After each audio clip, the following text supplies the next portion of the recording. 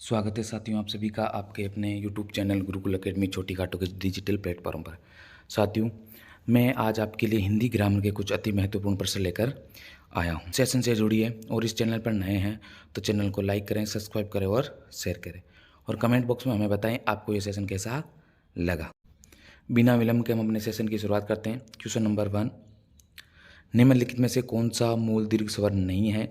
आ, ई, उ या ओ? तो आंसर हो जाएगा इसका ओ। साथियों क्या हो जाएगा? ओ। अगला क्वेश्चन है, हिंदी में ध्वनियाँ कितने प्रकार की होती है? तो आंसर हो जाएगा साथियों इसका ए। क्या हो जाएगा साथियों? ए। अगला क्वेश्चन है साथियों, मात्रा के आधार पर स्वर कितने प्रकार के होते हैं? मात्रा के आधार पर स्वर कितने प्रकार के होते हैं? आप सभी को पता है सर, मात्रा के आधार पर स्वर 3 प्रकार के होते हैं। कितने प्रकार के होते हैं साथियों? 3 प्रकार के। अगला क्वेश्चन है साथियों, एक से अधिक वर्णों के मेल को क्या कहते हैं? एक से अधिक वर्णों के मेल को हम क्या कहते हैं? अक्षर, स्वर, व्यंजन या अनुस्वार? तो क्या कहते हैं साथियों? व्यंजन। क्या कहते हैं? व्यंजन। अगला क्वेश्चन है आपका, ई, बड़ी ई, चे, छे, जे आदि का उच्चारण किससे होता है? कंठ से, मृदु से, तालु से या ओष्ठ से? तो इसका आंसर क्या हो जाएगा? इसका आंसर हो जाएगा साथियों, इसका आंसर हो जाएगा तलवे से। कहाँ? तालु से। कहाँ से होता है साथियों? तालु से। अगला क्वेश्चन है, जिनका उच्चारण स्वतंत्र रूप से होता है और व्यंजन के उच्चारण में सहायक होते हैं उन्हें हम क्या कहते हैं? जिनका उच्चारण स्वतंत्रता से होता है और जो व्यंजनों के उच्चारण में सहायक होते हैं उन्हें हम क्या कहते हैं? तो संज्ञा, सर्वनाम, व्यंजन या विसर्ग? तो आंसर क्या हो जाएगा साथियों? स्वर। क्या हो जाएगा साथियों? स्वर।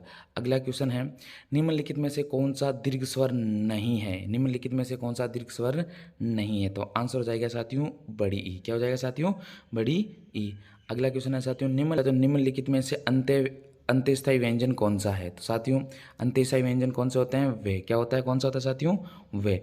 अगला क्वेश्चन है, हिंदी भाषा में कुल कितनी लिपियां हैं? हिंदी भाषा में कुल कितनी लिपियां हैं? 44, 48, 52 या 56? तो आंसर क्या हो जाएगा साथियों? 52। क्या हो जाएगा साथियों?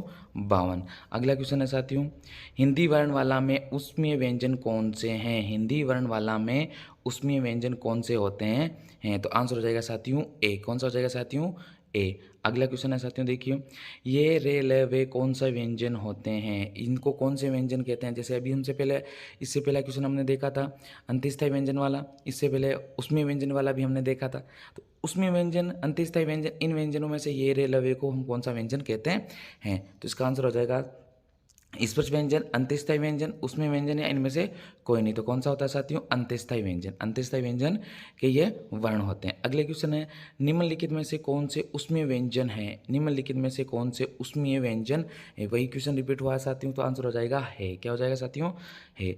अगला क्वेश्चन है, चलिए नेक्स्ट। अगला क्वेश्चन है साथियों, अनुस्वार किसका कार्य करते हैं? विसर्ग का, चंद्रबिंदु का या पंचवें वर्ण का या स्वर का? तो आंसर हो जाएगा साथियों पंचवें वर्ण का। पंचवें वर्ण का अर्थ हुआ साथियों पांचवें वर्ण का। अगला क्वेश्चन है, ए वर्ण क्या कहलाते हैं? नासिकीय, ओष्ठीय, मृदंतीय या कंठतालुय? तो क्या कहलाते हैं साथियों? कंठतालुय। क्या कहलाते हैं? कंठतालुय। कहने का तात्पर्य ये है साथियों, ये ए और बड़े ए का उच्चारण जो है हम कंठ और तालु से करते हैं। चलिए नेक्स्ट क्वेश्चन की तरफ बढ़ते हैं। अगला क्वेश्चन है, वे छोटी से छोटी ध्वनि जिसके खंड नहीं हो सकते उन्हें हम क्या कहते हैं? वे छोटी से छोटी ध्वनि जिसके खंड नहीं कर सकते हम उन्हें क्या कहते हैं? वर्ण, स्वर, व्यंजन या मात्रा? तो क्या कहते हैं सर? वर्ण। क्या कहते हैं? वर्ण।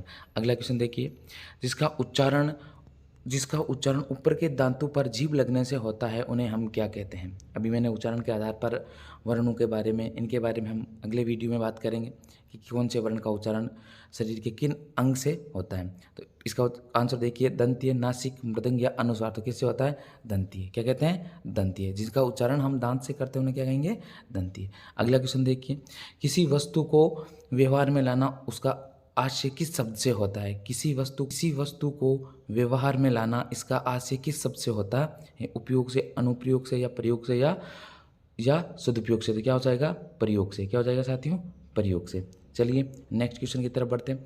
निम्नलिखित में से किस शब्द में स्वर व्यंजन संबंधित अशुद्धियां नहीं है? ऐसा शब्द लिखा हुआ है जिसमें स्वर और व्यंजन की संबंधित कोई भी अशुद्धि नहीं है? तो आंसर हो जाएगा सी। क्या हो जाएगा साथियों? सी। अगला क्वेश्चन देखिए, नेक्स्ट क्वेश्चन की तरफ बढ़ते हैं। अगला क्वेश्चन, संज्ञा आदि शब्दों से जुड़कर, जो शब्द संज्ञा, सर्वनाम आदि शब्दों से जुड़कर नए शब्दों की रचना करते हैं उन्हें, उन प्रत्यय को क्या कहते हैं? तो क्या कहते हैं? तद्धित प्रत्यय, कृत प्रत्यय, संस्कृत प्रत्यय या अनिर्णीय प्रत्यय। तो क्या कहेंगे साथियों? तद्धित प्रत्यय। क्या कहेंगे साथियों? तद्धित प्रत्यय। आंसर हो जाएगा ए। साथियों ये थे कुछ महत्वपूर्ण प्रश्न आपके लिए हिंदी ग्रामर से। अब नए वीडियो के साथ मैं आपसे जल्दी मिलूंगा। कमेंट बॉक्स में हमें ज़रूर बताएं आपको ये वीडियो सेशन कैसा लगा। कमेंट करें, वीडियो को लाइक करें, शेयर करें और चैनल पर नए हैं तो चैनल को सब्सक्राइब करें। धन्यवाद साथियों।